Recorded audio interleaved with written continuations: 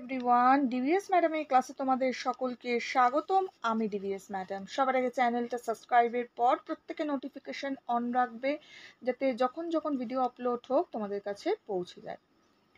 আলোচনার বিষয় আজকে ক্লাস 7 হিস্ট্রি আমরা প্রশ্নপত্র সলভ করি। তো এর আগে অলরেডি আমরা 5টা স্কুলের প্রশ্নপত্র সলভ করেছি। আজকে আমরা আরেকটা স্কুলের প্রশ্নপত্র সলভ করছি। ঠিক আছে, শুরু করা যাক। ভিডিওটা লাইক শেয়ার করো। আমরা প্রশ্ন বিচিত্রার থেকে করছি। কি বলেছে দেখো এখানটা। সবার প্রথমের প্রশ্ন, সঠিক উত্তর নির্বাচন করো। বলেছে বাদশাহ বা পাদশাহ শব্দগুলি হলো আরবি, ফার্সি নাকি হিন্দি শব্দ। তাহলে কি শব্দ এটা? না ফার্সি শব্দ। নেক্সট, পরের প্রশ্ন, পানিপথের যুদ্ধ, প্রথম যুদ্ধ হয়েছিল 1527, 1526 নাকি 1543? কি হবে এটা? 1526। নেক্সট, পরের প্রশ্ন, হুন্ডি হলো এক ধরনের কাগজ, মুদ্রা নাকি পোশাক? কি হবে এটা? কাগজ হবে। নেক্সট, পরের প্রশ্ন, আকবরনামা গ্রন্থটি লিখেছেন কৃষ্ণদেব রায়, আবুল ফজল আল্লামি নাকি আব্দুল কাদির বদাউনি? তাহলে এটা কে লিখেছিল?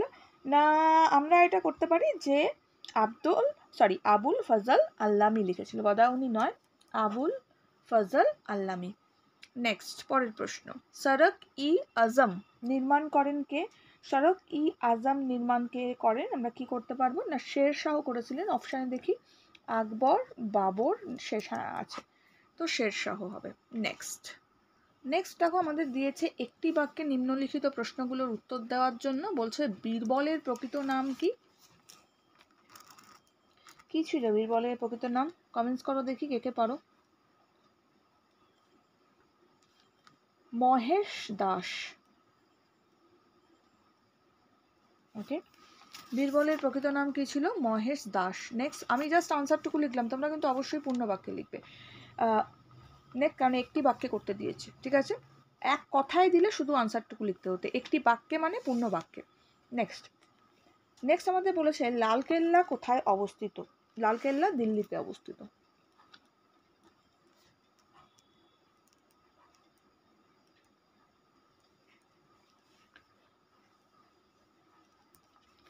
নেক্সট, পরের প্রশ্ন বলছে সিন্ধু প্রদেশে কে প্রথম জিজিয়া কর চালু করেন? কে করেছিল সিন্ধু প্রদেশে? লিখব কি? না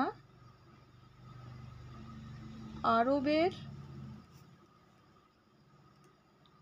সেনাপতি মোহাম্মদ বিন কাসিম।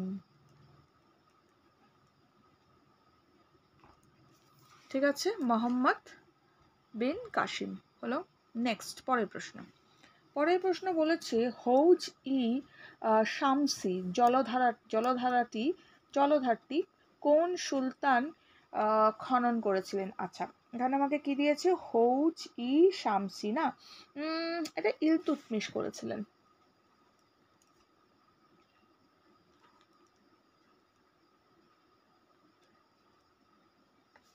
ইলতুৎমিশ। ঠিক আছে। নেক্সট প্রশ্ন বলেছে খুতবা কি? খুতবা কথাটার আসল মানে হচ্ছে কি? না ভাষণ। তো আমরা লিখবো হচ্ছে ভাষণ। ওকে, খুতবা হচ্ছে ভাষণ, বা খুতবা কথার অর্থ হচ্ছে ভাষণ। আমরা এইভাবে লিখবো, ঠিক আছে?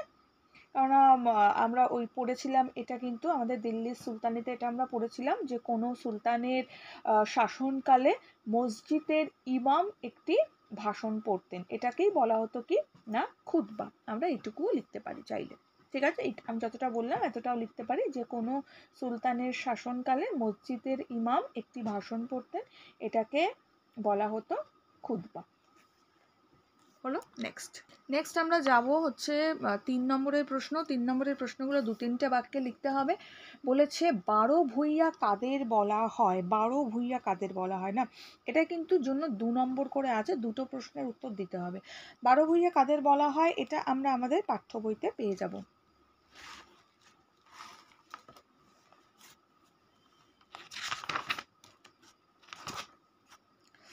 এটা আমরা পাবো এদিকেই আছে, আকবরের নবরত্ন, এই যেখানেই হবে।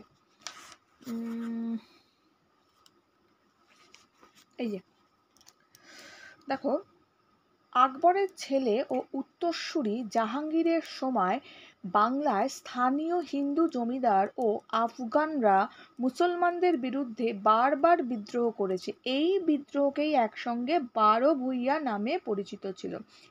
এই বিদ্রোহীরা একসঙ্গে 12 ভূঁইয়া নামে পরিচিত ছিল। ঠিক আছে, যেমন কয়েকজনের নাম দিতে পারো, এদের মধ্যে প্রতাপাদিত্য, চাঁদ রায়, কেদার রায়, ঈশা খান প্রমুখ ছিলেন উল্লেখযোগ্য। দুই একটা নাম চাইলে দিয়ে দিতে পারো। ঠিক আছে, আর 2 নম্বর দিয়েছে যখন দিতেই হবে নাম দুই একটা অবশ্যই দিয়ে দিও। তাহলে এদের 12 ভূঁইয়া বলা হয়।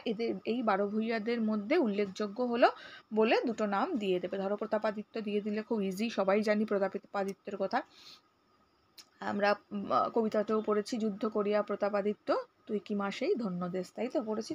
তো যাই হোক, প্রতাপাদিত্য দিতে পারবে, চাঁদ রায় বা কেদার রায় দিয়ে দিও, দুটো দিলেই হবে। নেক্সট পরের প্রশ্ন, তাহলে 12 ভূঁইয়াটা ক্লিয়ার হলো। নেক্সট হচ্ছে খানুয়ার যুদ্ধ কবে ও কাদের মধ্যে হয়েছিল? খানুয়া না, এখানেই তো হওয়ার কথা। খানুয়া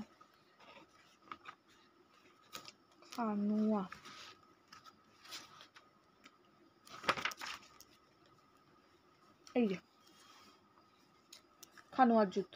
ঠিক আছে, আমি অলরেডি স্টার্ট করে দিয়েছিলাম পড়ানোর সময়। দেখো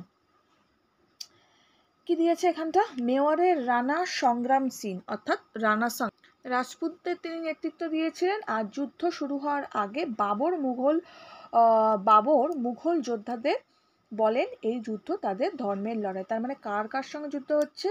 মেওয়ারের রানা সংগ্রাম সিংয়ের সঙ্গে যুদ্ধটা কার হলো না, বাবরের যুদ্ধ হয়েছিল। খানোয়ার যুদ্ধ কবে হয়েছিল?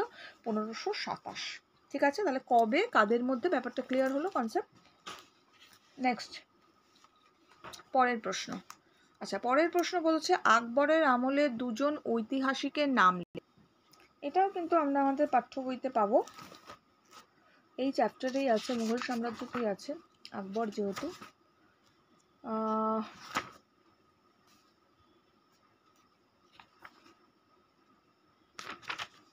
এখানেই আছে, এই দেখো, আবুল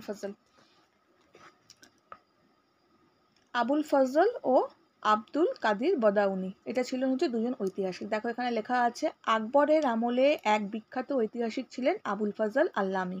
হলো, পুরো নামটা দেবে আবুল ফজল আল্লামি, তার লেখা হচ্ছে আকবরনামা, এক গেল। দ্বিতীয় দেখো এখানেই দেওয়া আছে, দাগ দেওয়া অলরেডি আমি করেছি পড়ানোর সময়, আমি অলরেডি এগুলো করিয়েছি। দেখো ঐতিহাসিক আব্দুল কাদির বদাউনি, ক্লিয়ার?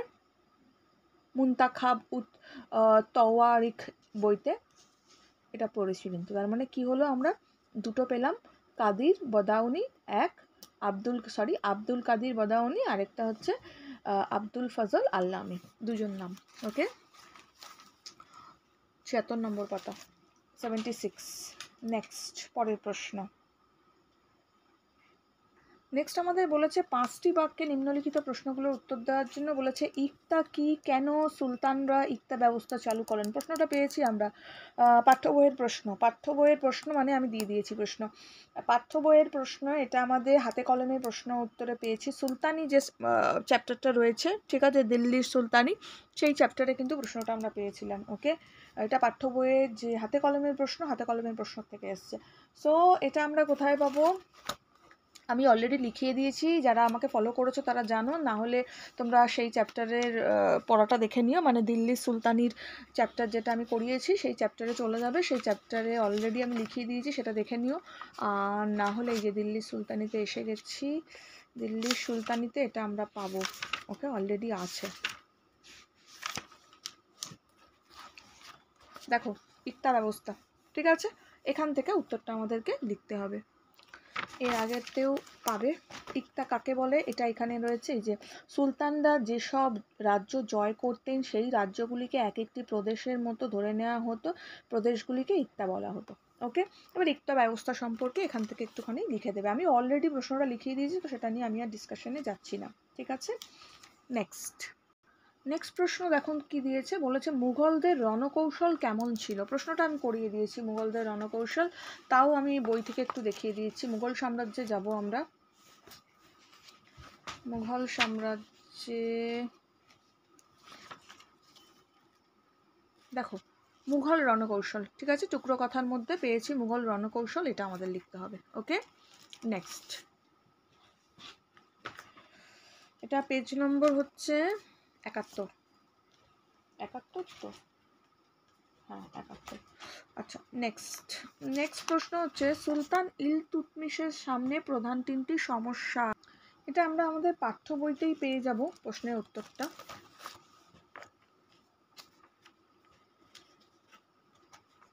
দিল্লি সুলতানিতে আছে এটা।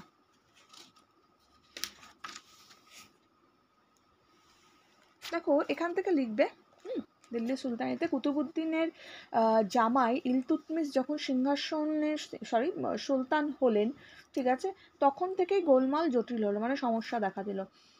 একে তো ইলতুৎমিশ কুতুবউদ্দিনের জামাই বা ছেলে নন, তার ওপরে নাসির উদ্দিন কুবাচা মুলতান থেকে এসে লাহোর ও পাঞ্জাবের খানিক অংশ দখল করে, মানে এই এতটা লিখে দেবে, ঠিক আছে, এখান থেকে এতটা লিখবে। ওকে, এখান থেকে এতটা লিখে দেবে, ঠিক আছে।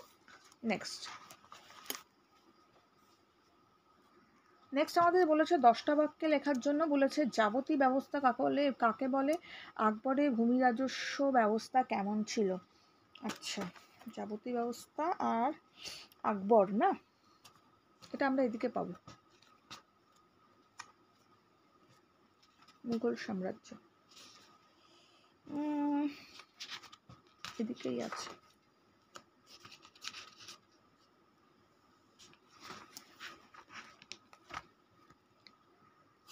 দেখো এই যে যাবতীয় আর ভূমি রাজস্ব পুরো এটা লিখতে হবে, এখান থেকে এতটা। ওকে, এখানে দেখো যাবতীয় এই যে কাকে বলে, পদ্ধতিকে বলা হয় যাবতীয়, দেখতেই পাচ্ছ, এটা লিখবে। তারপরে এই যাবতীয় ব্যবস্থা সম্বন্ধে এটা লিখবে। ওকে, অলরেডি আমি এটা করিয়ে দিয়েছি প্রশ্ন উত্তরে, দেখে নেবে তোমরা, ঠিক আছে। এটা আমরা পেলাম 86 নম্বর পাতাতে রয়েছে আগের প্রশ্নের উত্তরটা। সুলতান রাজিয়ার কৃতিত্ব, অর্থাৎ সুলতান রাজিয়ার কৃতিত্বটা, এটা আমি একটু পরে আপলোড দিচ্ছি তোমাদের। সুলতান রাজিয়াটা এখানেই পাবো, এই যে ইলতুৎমিশের কথাটা পেয়েছিলাম অনুমোদন, টুকরো কথায় পাবো, খুতবা আমির, হ্যাঁ দেখো সুলতান রাজিয়া সম্বন্ধে এখানে একটু দেওয়া আছে। এছাড়াও এই জায়গাটা পড়লে যোগ্য নারী ছিল, আমি ডিসকাশনের সময় বলেছিলাম, এখান থেকে চাইলে লিখে নিতে পারো, ঠিক আছে। সুলতান রাজিয়া সম্বন্ধে, রাজিয়ার মৃত্যু হয়, এখানে পুরোটা দেওয়া আছে, ঠিক আছে, একটু ভালো করে পড়লে নিজেদের মতো করে এটা লিখে নিতে পারবে। আমি একটু পরে আপলোড দিয়ে দেবো রাজিয়াটা, সেটা চাইলে দেখে নিতে পারো। ওকে, সুলতান রাজিয়া অবশ্যই করে যাবে সুলতান রাজিয়া। নেক্সট বলেছে দিল্লির সুলতানদের আমলে ব্যবসা বাণিজ্য বিস্তার কেন ঘটেছিল। ব্যবসা বাণিজ্যের বিস্তার, না ব্যবসা বাণিজ্য, আচ্ছা এদিকে পাবো, ব্যবসা বাণিজ্য মানে নগর বাণিজ্যে যাবো, তাই তো। আচ্ছা দেখো এখানটা বাণিজ্য বণিক ও বাণিজ্য এখানটা দেওয়া আছে। এই জায়গাটা দেখো, এই জায়গাটা দেখো দিল্লির সুলতানদের আমলে ব্যবসা বাণিজ্য বিস্তার ঘটেছিল, এর নানা কারণ ছিল। কারণ কি, এখান থেকে ডিসকাশন করা হয়েছে। ওকে, এখান থেকে ডিসকাশন এতটা পুরো দিয়ে দেবে, ঠিক আছে। এটা পেজ নম্বর 100 নম্বর পাতায় পাবে। ওকে, তাহলে আমাদের প্রশ্ন উত্তর এটা কমপ্লিট হলো। একটু পরে নেক্সট পেপার নিয়ে আলোচনা করছি। এখনের জন্য এটুকু, বন্ধুদের সঙ্গে শেয়ার করো, লাইক করো। রাজিয়াটা একটু পরে দেবো, দেখে নিও। খুব ভালো থাকো, টাটা।